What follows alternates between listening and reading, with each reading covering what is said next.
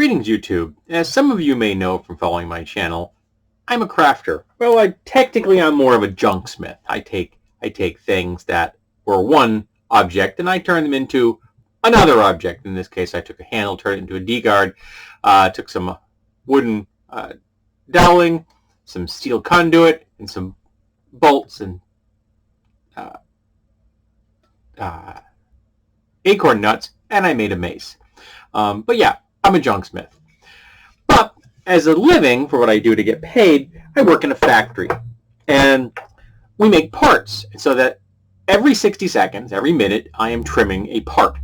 The job I've been doing for months and months now. It's a single cavity mold. It's a pretty big part. Big. And I trim one piece every single time. Now, while trimming them, you get into habits. You don't even plan it.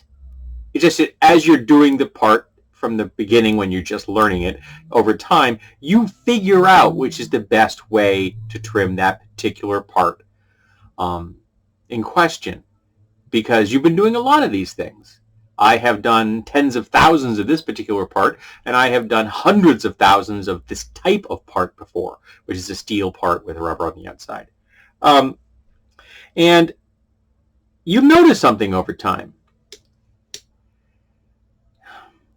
Each time you do that is essentially a skill roll. I don't have time to do the classic D20 take 10.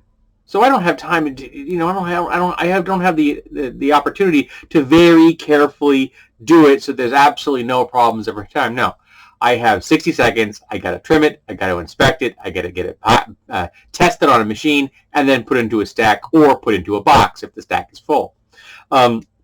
And so I'm on a tight schedule. And if there is something wrong, I need that time to fix the wrong thing. And so again, you're not taking 10. You're not doing a very careful, slow job. You're working very quickly. So it's a skill roll every single time. Now, the mechanism used for skill rolls, what I was most familiar with when I was starting out, was this. Though we really didn't have a proper skill system back in first edition, we just kind of fudged it along the way. But when we got around to 3rd edition and 3.5 in the Pathfinder, we had a functioning operational skill system. Heck, we had a relatively decent skill system, though it was very basic in 4th edition, 1992 edition of Gamma World, which I always thought was the great, wonderful precursor to 3rd edition if you look at the rules. But with this thing right here, it is a percentile rolling for dummies. It's not percentiles. Percentiles always has a wonderful science fiction feel for me. But this is a percentile roll in 5% chunks. So every time you roll this, you're rolling something which is a percentage multiple of 5. So if you roll a 1, that's a 5% chance. And if you roll a 20, it's a 100% chance. But each and every number on here, you have the same 5% chance of getting it if you say we're attempting to call the number in question, as opposed to just hitting a target number. This is not how I trim parts. Every time I trim a part, it is not a random roll to see if it is successful. I've been doing them for tens of thousands of pieces. I've got it down pretty good.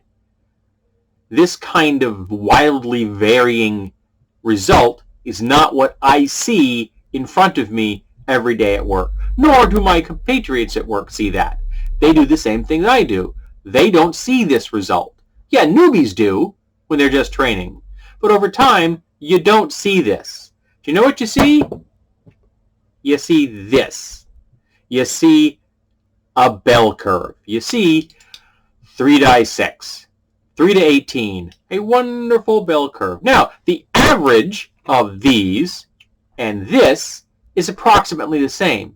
10, which is why if you want to use a take 10 mechanic, it works for either 3 die 6 or D20, because essentially the average is the same. I realize it's 10, 10, and some change, but 10 is a good target number to play with.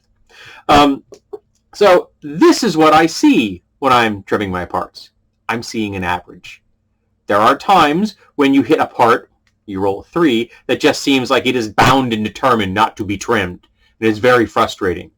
And you have to take your knife out and you're actually cutting things off of it because it just won't cooperate. And then there are times when you roll an 18 and it seems like the part practically trimmed itself. You're like, zip! You're like, holy crap, that was awesome. Wish it was like that every time. But most of the time, it's a very average roll. It's a bell curve. Which got me thinking about bell curves in general. And of course, the most famous system I can think of that uses a bell curve is GURPS. And I've rolled many of these while playing GURPS.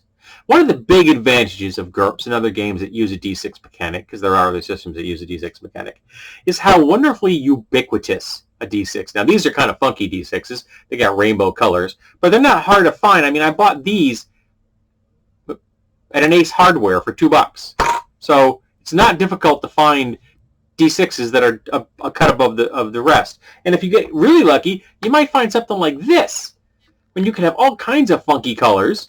And the purple's mine, I will cut you. And again, every player at the table could have their own theme. That would be awesome.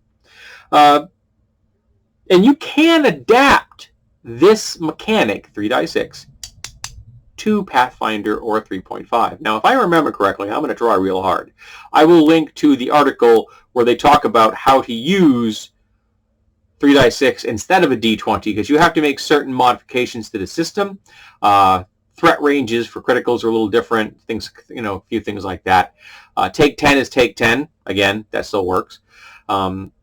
So you still have the same kind of mechanic, as in like an experienced fighter still has more of a bonus to hit than an inexperienced fighter. You're just applying that bonus to this roll as opposed to this roll. And as the little article says, and it's not a very long article, you end up with a grittier feel because you get more average results. But that makes sense to me. And like I said, I had lots of experience with this playing GURPS, but I've never applied it to a D20 system. I don't know why I haven't applied it. It's not like I haven't been familiar with the concept. I mean, I can remember people playing with this. We were talking about this kind of idea back in, and I've seen articles in magazines back in the 80s and 90s. And then, of course, in the early days of the internet, people were talking about this.